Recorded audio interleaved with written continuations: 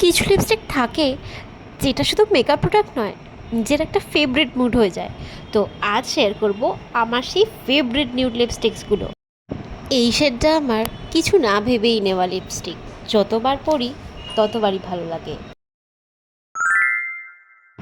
এই নিউডটার মধ্যে একটা আলাদা সফটনেস আছে, খুব চুপচাপ কিন্তু নজর কাটতে জানে।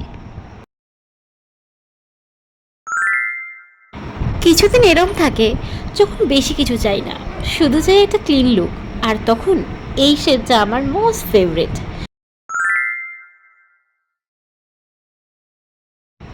আর এই লাস্ট দুটো, এরা আমার কমফর্ট জোন। সব লিপস্টিক ট্রাই করলেও শেষমেশ কিন্তু আমি এদের কাছেই ফিরে আসি।